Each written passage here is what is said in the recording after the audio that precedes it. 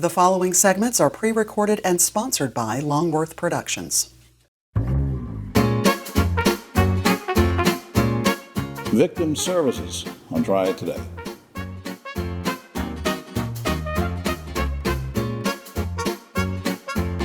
Hello everyone, and welcome to another edition of Triad Today as we come to you from the beautiful Senior Botanical Garden in Kernersville. We'll tell you more about the garden later on, and later on is when the roundtable shows up. We'll get into all sorts of controversial topics with them. But where we want to start is on a very serious topic, and the fortunate part is we have three ladies who are doing great work to help people who need it. And I'm talking now about the Greensboro Police Department's Victim Services Unit specifically. With me is Mary Nero. She's the lead victim advocate in that unit, and she brought along Tiara Washington and Emily Weisenthal, who came at the same time back in May when the unit started gearing up for more and brought them on as victim advocates. Mary, let me start with you. How would you describe the mission of the unit? We are where the intersection of humanity and police work meet. So we address the humanity side of the victim experience. Right. Oftentimes this violent, traumatic thing has happened to an individual. You have the police officers and the detective who are doing the law enforcement investigative piece. Doing all the forensics if there's a rape or assault or a murder or something like that. Yep. And then we kind of come in and do like the softer side. Right. One, just checking on the family or the victim. What do you need? Making mental health counseling referrals and resources. Okay. North Carolina has a victims compensation department. So helping them apply for that, explaining that program. And then some families have other needs where there's a food challenge situation. So getting them food and housing. I understand you got a big grant not too long ago. Did that allow you to increase the kind of services? Yes. So prior to the grant, it was just me, and I was working solely with families of homicide victims. Okay. Then we got this new grant where we were able to expand our services from just homicide to violent crime. And then we were able to bring Tiara and Emily on board. All right, well, that leads me to you, Tiara. Now, I understand you did security at Disney World, which is, man, it's a big place down there. How did that experience help you in trying to deal with advocating for families up here? Well, in Disney, like you said, it's a big place, and people from all around the world come there. So learning to be able to communicate with anyone from different backgrounds, between ethnicity, different language barriers, that helped me be able to talk to people. And yeah, because in security at Disney World, you're dealing, as you said, you're not just with different backgrounds, different cultures completely. Mm-hmm. Yeah, and coming into situations like that. Emily, when you first come on the scene of trying to help people who, whether it's a victim or victim's family or both, what's the first thing you really go into with them?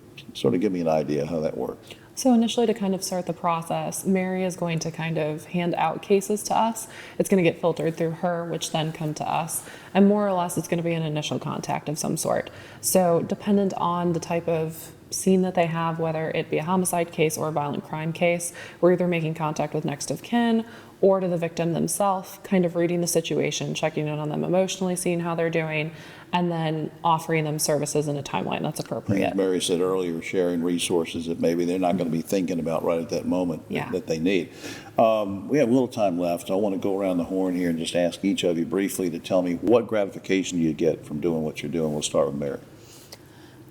When you have somebody who genuinely is grateful for what little bit of light you can offer them in their darkest moment, whether it's literally just listening to them talk or just saying, I hear you, I understand what you're saying, and what you're saying and feeling is absolutely valid.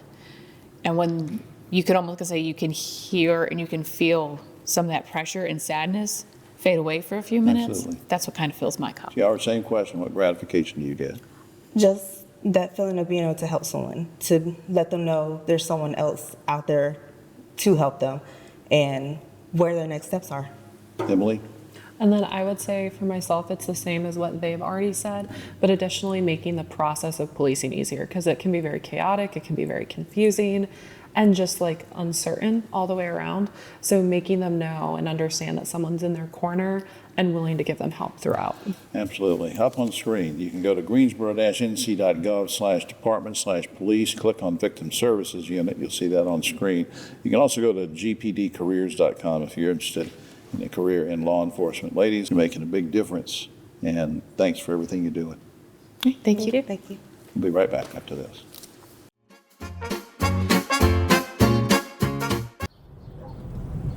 You know, it's hard to believe the Safe Sober program has been going strong for over 30 years. And over 600,000 students have made the pledge to stay safe and sober on prom night. You know, Griff, it's had a huge impact on our community. Yeah, you're right, David. And now we're making sure the message continues year-round. So everyone can join us in supporting our students. Learn more and take the pledge at safesober.com, sponsored by Daggett Schuler.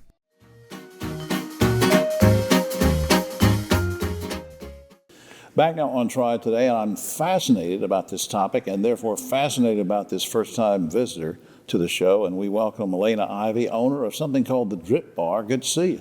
Nice to see you. Thanks for having I'm me. going to ask the obvious question. What is the Drip Bar? Good one. The Drip Bar is where we specialize in IVs, IV vitamin therapy. Okay. And while that's the core service of what we do, it's not all that we have to offer. All right, well, let's talk about that. So if somebody comes to, and I should just give a plug, where are you physically located? Most convenient place in the Triad, right at the heart of Jamestown and Greensboro, across from Grandover Village, where the Publix, Chick-fil-A, and Starbucks are. Okay, so you can't move your office to next to my house? You can't No. Well, we can come to you. That's right. Yes, You we have can. a mobile service, right? We sure can. Now, is that limited to a certain area or what? We keep it that way. We'll stretch if need be, but typically our mobile services are within a 15, 20-mile radius, and oftentimes for more than one person, kind of a party, a corporate event, Right. bridal party, things like that. And people have heard a lot about things like, I'm going to my doctor to get a B1 shot or something. It helps me with the energy or this. Right. But you do a whole vitamin mix to help people with these IVs, right? Correct. So it has a lot of good effects. So, all right, talk about some of these other services, because I was looking at the website. Weight loss? We do offer weight loss. We have one of my favorite drips. So I have two drips that are really my favorites. One is the Flu Fighter. And I love the Flu Fighter all day long, all year long, because it has a really packed dose of high-dose vitamin C. And I just Wow. love vitamin C for collagen production, immunity. I just feel good all the time. My joints feel good. I don't have any aches and pains. And I'll backtrack a little bit. Before I started this, a good friend of mine said, people don't know how good they feel until they feel good. Well, that's And good now to know. I'm experiencing that because I commit to a drip once a month at least. Right. My but wife for- said that when we got married, that she commits to it. She's talking about me as a drip. But anyway, now, all right, now look, if somebody comes in for an IV drip, they want to feel good, they want to get the vitamins and everything. How long does that take? Because they say, well, my schedule's busy. So for a new patient, we say at least an hour. Okay. We can send you some forms online, a quick link. There will be a HIPAA form, as in any medical practice, as well as your medical history form. Right. But after that, you're off to the races. Some of our, we have members that come in, once a week, some of them once every other week. And they call us ahead and say, hey, it's John Doe.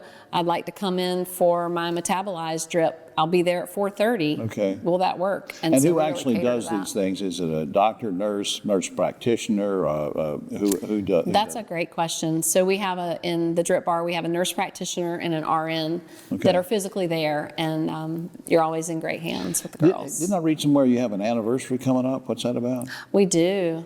January. So we're in our year of firsts. It was our first Thanksgiving. We were kind of figuring out what's a year at the Drip Bar look like. Right. So we will hit our 1-year anniversary the second week in January. How about that? Now, what I was going to ask you is, do you ever administer pill forms of certain vitamins, or it always has to be an IV? That's another really great question. We partner full script. So when someone comes in and they say, how long does a drip last? Right. Well, one drip is not going to, one metabolized drip isn't going to make you skinny overnight, right? That's just not the way it works. It's a lifestyle.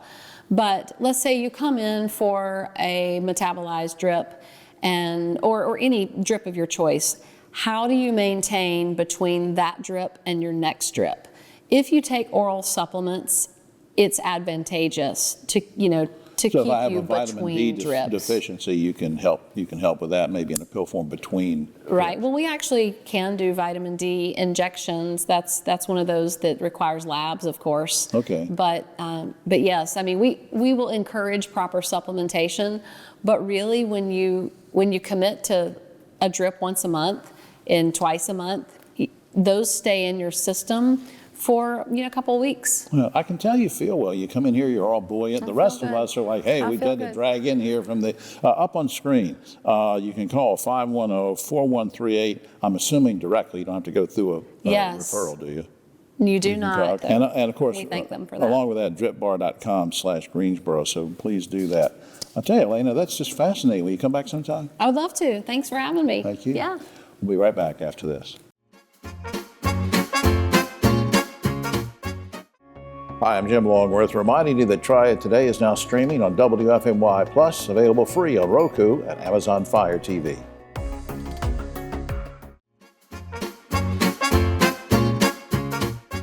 Back now on Triad Today, always glad when we can touch base with some of our good friends at Mountain Valley Hospice and Palliative Care. They do such great work for all sorts of families in need. When families have a situation where there's a loved one with a terminal illness, and you guys are just great. My parents have both been through hospice, and you mean so much to me. So I want to thank you off the bat for that. But of course, I'm talking with our good friend Leanne Groves, who's been with us before. She's she's Senior Vice President of Philanthropy at Mountain Valley Hospice.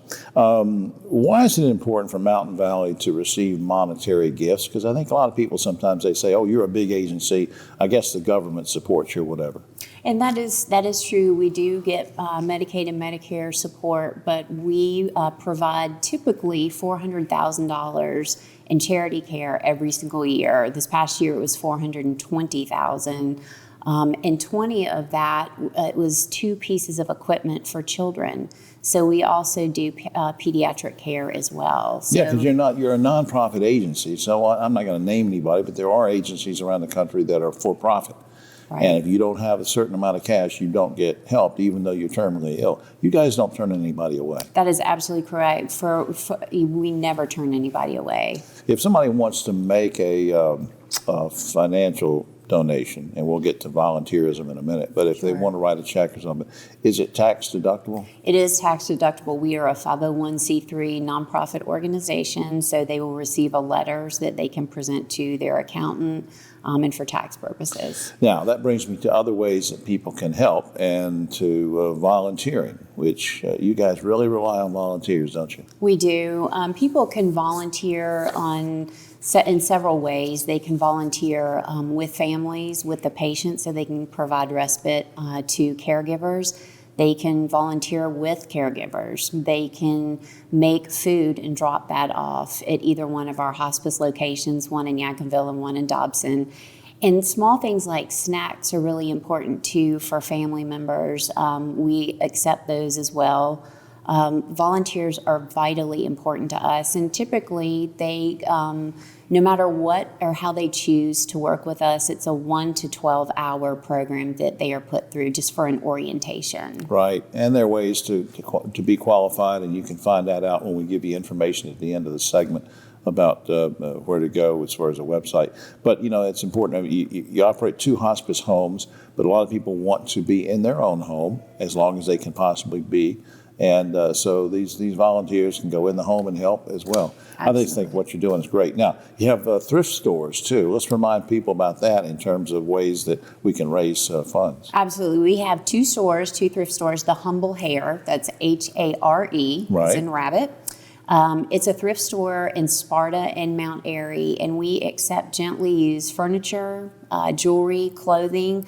So you can either come and purchase items like that, or you can donate to us as well. And if you've got furniture that you just can't get to us, we will come pick it up. Wow, that's pretty neat. And of course, let's remind people that if you go and you buy something from the Humble Hair, or if you make a cash donation or you write a check, let's remind folks about how that money's used and where it goes. I mean, we're not talking about it goes to some national, administrative thing. Right, so we serve 18 counties, not in Virginia and not in North Carolina, and purchases from the Humble Hair as well as donations go and support us locally in Dobson and in Yadkinville, but those 18 counties as well.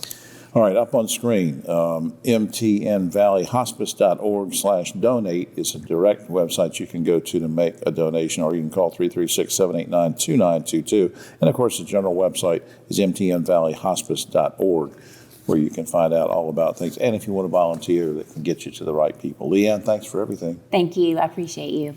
We'll be right back after this.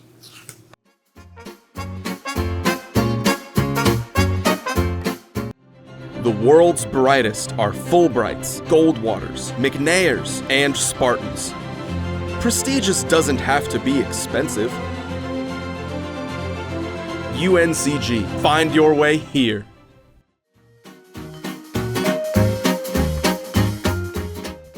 Back now on Triad Today, and it's always nice when we can talk with folks about helping young people, and these are three folks that know all about that topic. With me, of course, my two good buddies, David Daggett, Griff Schuler from the Daggett Schuler Law Firm, and a repeat guest, and we always like when he drops by, of course. Richard Daniels is here as Executive Director, William G. White Jr., YMCA. Good to see you guys. Glad to be here. Yes. David, let me start with you. We're going to talk about a teen center that has to do with Safe Sober in just a second, but let's bring everybody up to speed. Just give me a few seconds on what the mission of Safe Sober is and how it's changed over the years. Yeah, so Safe Sober is going into its 35th year, and the founding principles are raising awareness of the dangers of drugs and alcohol for young people, using the power of positive peer pressure, then engaging community, metaphorically and literally wrapping the arms of encouragement and support around young people in our community. Right. Historically, that was done through proms and through high schools. We've seen the issues trickle down to middle school and even younger. Okay. So we've adopted the program to address a wider range of young people, still doing proms, but also hitting younger people as they come through the school system. Right, and Griff, over those many years, what kind of general feedback have you gotten from kids, parents, teachers, educators? Just phenomenal feedback on the impact on the individual lives of the students. And I think that one of the biggest things that we've seen is that we are able to amplify the program when we are able to partner with other folks in the community. Right. And so being able to partner with folks like the YMCA to get the word out and change the kids, and making sure that the kids are making right decisions. Yeah. Is all part of the program. Now, David, quickly, how did this teen center come about? Well, this is an interesting story. Richard and I have been good friends for a long, long time. We both have a passion and interest that Griff and I have shared for our entire time together on helping young people for a better community going into the future. Right. And Richard kept saying to me, there's something here we can do. There's something here we can do. And he worked on me until he wore me out. Yeah. But no, seriously, we got together and we formed this. Richard and his team at the YMCA have kind of taken the lead. In addition to be executive director of the William G. White YMCA, he's vice president of community engagement. So it dovetails really well with all of Richard's responsibilities and his passions. All right, so we have this sort of a Safe Sober Teen Center. It's a teen center set up at your place. What kind of activities and engagements do you involve the teens in? So first, let me just say that our mission at the YMCA is helping all people reach their God-given potential in spirit, mind, and body. And so in this teen center, we try to make sure that we're instilling that in these kids every day by doing a lot of mentoring opportunities with these kids. We're doing a lot of activities such as teaching them about healthy lifestyles, teaching these kids about how to balance their checkbook, how to have different conversations, how to meet people where they are. That's great stuff. Now, but can they come in any day and do that, or just certain days where they get certain activities? They can come in any day. And so it's not really a program, it is an initiative. And so these kids come in and it's having a structured program in an environment where they can come in and do whatever they want to do in a safe environment. David, why should everybody support this? Well, they should support it because the young people are our future, and we have a lot of underserved young people in our community who are good kids, but what they're looking for is leadership, guidance, and direction in a safe space that's encouraging and supportive. And the Teen Center at the YMCA fulfills that mission as well as any organization could possibly do it. Now, very, very quickly, time's almost out, but Richard, is there a certain number of kids you can serve? Is there a cutoff? Or? We try to serve all. Okay. We have typically around 80 kids that come into our facility. 80 kids. We have over 180 kids that's on our roster right now. That's great. Speaking of that, let's go up on screen here. You can go to ymcanwnc.org for more information. And if you ever need David and Griff, you can go to daggettschulerlaw.com or call 724-1234. Richard, thanks for everything as always. Thank you. Guys, thank you. Thanks, Richard. Thank you. You're going to hang around for the round table, right? Yes, sir. Yes, sir. We'll be right back.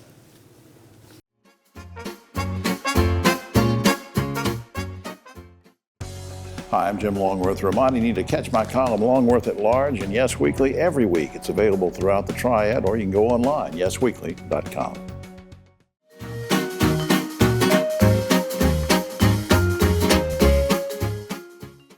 Back now on Triad Today, just about time for the roundtable, but a quick shout out to the good folks here at Senior Botanical Garden. Check out the website, come out to the garden, there's always something going on. We're here in the gift shop, and back there, there's lots of gifts you can still gift for the holidays. And my gift to all of you at home, these three guys. On my right, with always a political left, Ogie Overman, the great broadcaster and journalist. We have held over David Daggett from a previous segment, and Keith Granberry, founder of Helping Hands Consultants. All right, guys. Controversy is still brewing over Winston-Salem City Council's decision to give Hanes Brands over $200,000 to help the company move to a smaller facility. In return, Hanes Brands agrees to keep 500 high-paying jobs there downtown for 7 years. Guys, should taxpayers foot the bill for a company to downsize? Ogie. Well, not knowing the full story, Jim, I would guess that if the alternative is that they're just going to pull up and move, you've about got to. I mean, It's almost extortion, but you've got to do it. Interesting point, David. It's upsetting to me. Hanes has done so much good in our community, and there's no arguing with that. But a company that downsizes, they're already really committed to the area, Ogie, and we're paying them money for downsizing. I think that they should give Griff Schuler and May a break at Daggett Schuler, because being successful staying here. We're committed and we're staying. Yeah, I know the point. Keith, what do you think?